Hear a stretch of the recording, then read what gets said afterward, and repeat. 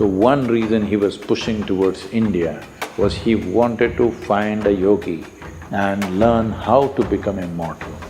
And they told Alexander that we found the man, but he's not willing to come. But once he did one intelligent thing, that's the reason why we removed his third name.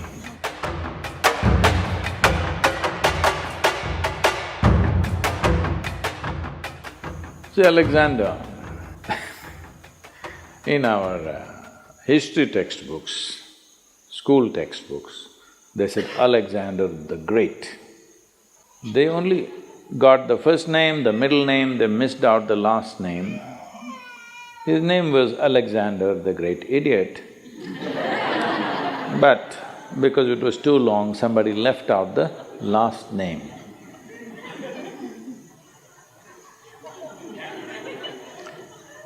Well, the moment you make such a man, a great man in this world,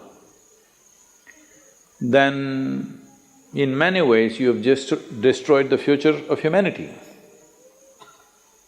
Because from the age of 16,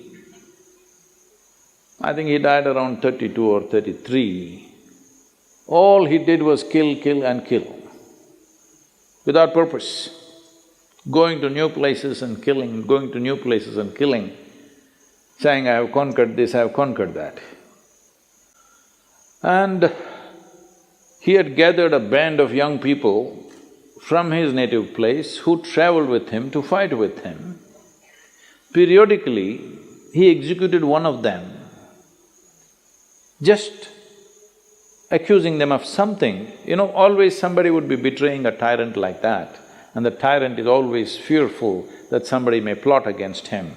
So, something they will discover and say, he did it, and a public execution of him will happen. He was very close to you, he traveled with you, everything, but you just kill him so that everybody else is in line. Periodically, he killed one of those people who are very close to him, just to set an example.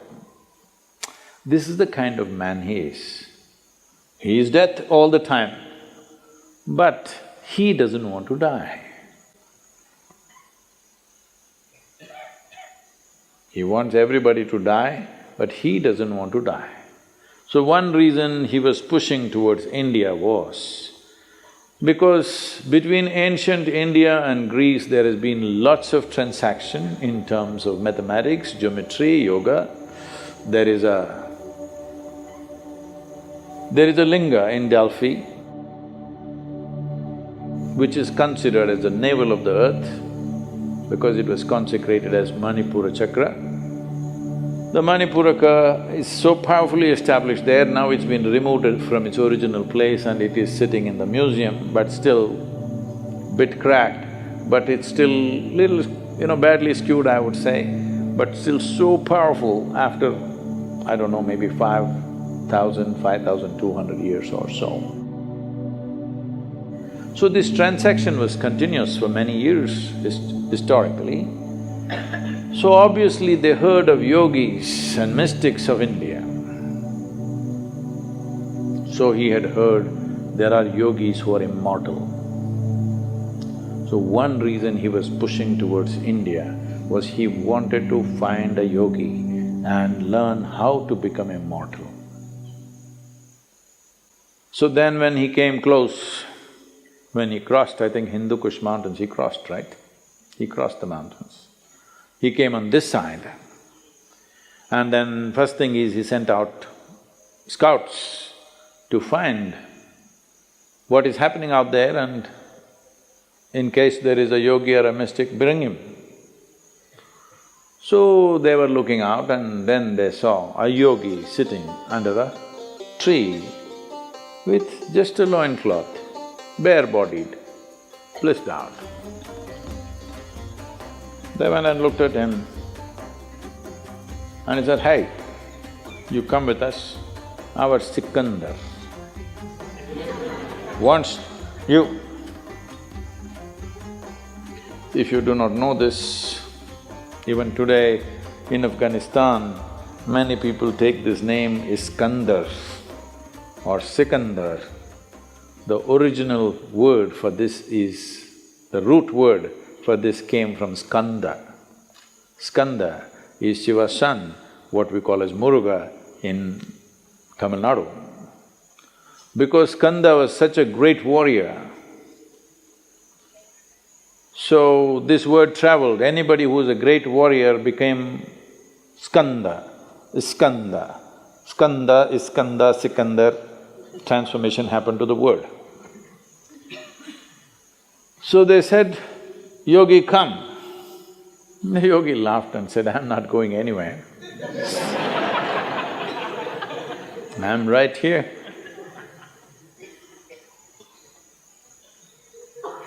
Then they pulled out their swords. These are violent men. They don't think twice about taking off heads. It's not even something that, of any consequence to them. They can take away hundreds of heads in a day without any qualms about it. So, very violent men, they pulled out their swords and said, either you come or we'll take off your head. The yogi said, see, I'm sitting here like this, because everything that I have to do has been done. You want to take my head, you take it, but you will not get my wisdom or my intelligence. If you take my head, you can take it, you want. Then they looked at each other, that's all. See, they had never seen a man who not terrorized by the swords that they pull out, because they're not pulling out in bare, empty threat. They can take off heads, they're very good at it. They had never seen a man who's not terrorized, he's saying, okay, take my head. I thought, oh, this guy must be really immortal. If somebody says, okay, take my head, he must be immortal. Then they try to coax him, please come. He said, no, if he wants, let him come. He wants to know about immortality, let him come. Then they said, oh, he knows about it, so let's not damage him in any way. And they went back and they told Alexander that we found the man, but he's not willing to come. So he is not a home teacher, you have to go to him, he's a school. So he himself came. So Alexander sat on his horse and with great authority you spoke.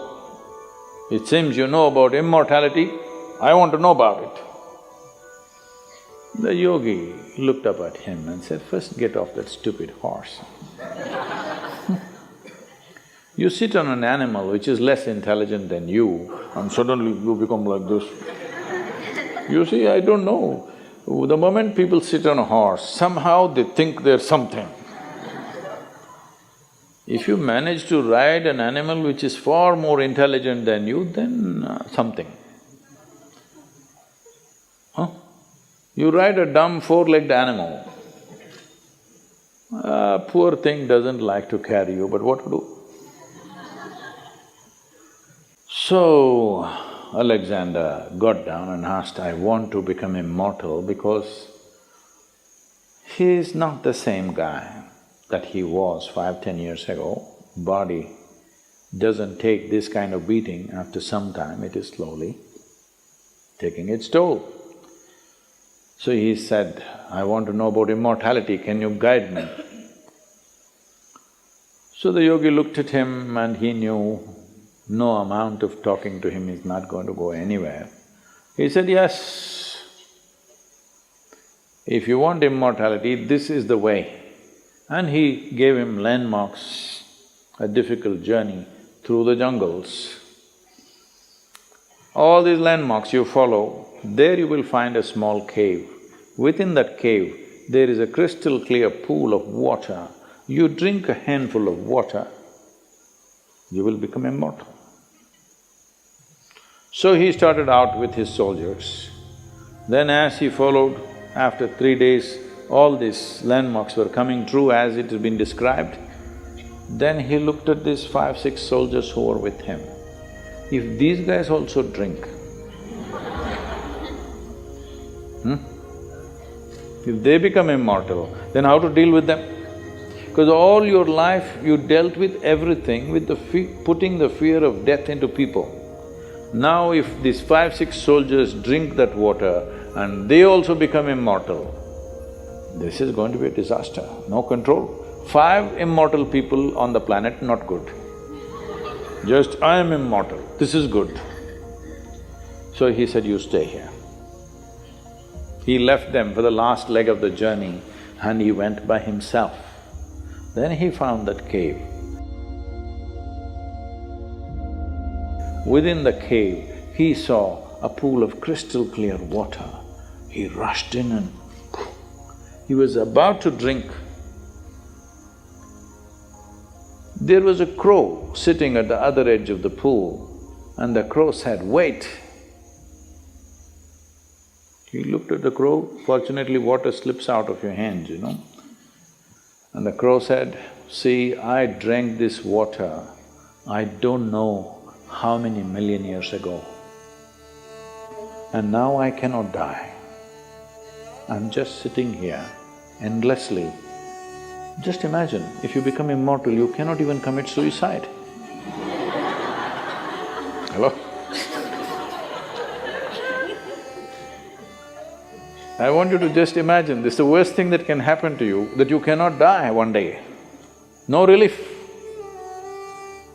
I'm sitting here for millions of years, there is nothing I can do. I have seen through generations of my clan, I'm not interested in anything right now, but I cannot die. Do you want my fate? He just sat there looking at the pool of water and the crow. For once he did one intelligent thing, that's the reason why we removed his third name. He walked away without drinking that.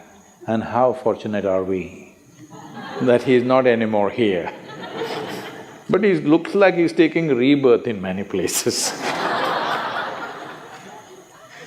Many similar people keep coming up here and there, but at least he is not here. We must learn, understand and live knowing that in many ways, the best thing about you is you will die one day. Hello? Just see what a pest you would be if you did not die. Hello? Well, you must live a full life. Whatever is the fullest potential, you must live that. But you must die when it's time, isn't it?